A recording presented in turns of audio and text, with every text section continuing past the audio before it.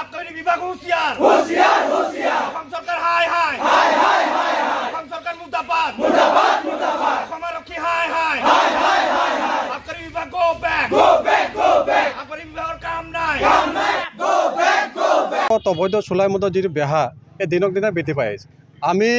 গত 30 তাৰিখ বা তাৰ পূৰ্বতো আমি যোৰহাট আৰক্ষী আবকাৰী অধীক্ষক ডাঙৰীয়ানীক আমি স্মাৰকপত্ৰ কেইবাখনো প্ৰদান কৰিলোঁ কিন্তু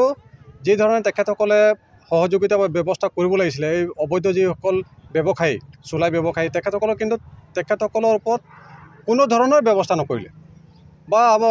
মানে এই জনগোষ্ঠীটোক মানে তেখেতসকল অৱহেলা কৰাৰ ধৰণে আমি এই কথাটো এটা বুজি পালোঁ যাৰ পৰিপ্ৰেক্ষিতত আমি পুনৰবাৰ আমি টিয়ক আৰক্ষী থানা টিয়ক আবকাৰী পৰিদৰ্শক বিভাগটোক আমি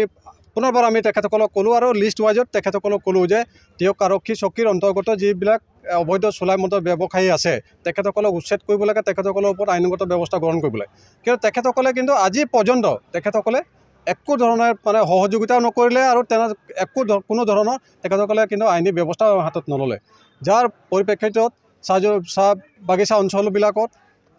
অসামাজিক কাৰ্যকলাপৰ লগতে বিভিন্ন ধৰণৰ শৈক্ষিক পৰিৱেশত কিন্তু বিনষ্ট হোৱা দেখা গৈছে দিনক দিনে মানে এটা বেয়া পৰিৱেশত মানে গৈ থকা দেখা গৈছে আজি কেইদিনমান আগতে আজি এসপ্তাহ দুসপ্তাহ হৈছে নাগদিনা চাহ বাগিচাত অবৈধ চুলাই মদৰ কাৰণে এজন মানুহক হত্যা কৰাৰ দৰে পৰিৱেশ এটা সৃষ্টি হৈছে তাৰ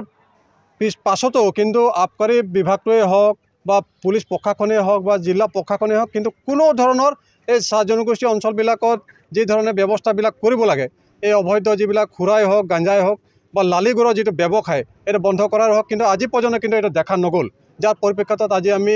টিয়ক ৰাজ্য চক্ৰ বিষয়াৰ কাৰ্যালয়ত আমি এক প্ৰতিবাদী কাৰ্যসূচী আমি হাতত ল'বলৈ বাধ্য হ'লোঁ আৰু টিয়ক ৰাজ্য চক্ৰৰ বিষয়াৰ যোগেদি আমি জিলা আয়ুক্ত মহোদয়লৈ আমি এখন স্মাৰকপত্ৰ প্ৰদান কৰিছোঁ আৰু আমি স্মাৰকপত্ৰ উল্লেখিতভাৱে আমি এটা কথা উল্লেখ আমি কৰিছোঁ যে দুৰ্গা পূজাৰ প্ৰাক মুহূৰ্ততে যদি অবৈধ চুলাই মদৰ ঘাটি লালিগুড় বন্ধ নহয় তাৰ পৰৱৰ্তী যিকোনো পৰিস্থিতি তাত যদি সংঘটিত হ'ব বা পৰিস্থিতি উদ্ভৱ হ'ব ইয়াৰ সম্পূৰ্ণ যোগেৰে কিন্তু জিলা প্ৰশাসন আবকাৰী বিভাগ আৰু টিয়ক আৰক্ষী থানা কিন্তু এটা জগৰীয়া হ'ব আমি আজি এই কথাটো স্পষ্টভাৱে আজি প্ৰতিবাদী কাৰ্যসূচী আমি জনাইছোঁ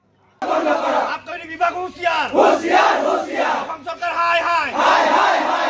সরকার মুর্দাবাদ মুর্দাবাদ মুর্দাবাদ ক্ষমারক্ষী হাই হাই হাই হাই হাই আবকারি বিভাগ go back go back go back আবকারি বিভাগের কাম নাই গো ব্যাক গো ব্যাক যিকোনো খবৰৰ বাবে যোগাযোগ কৰক 7099017330 অথবা 7099017333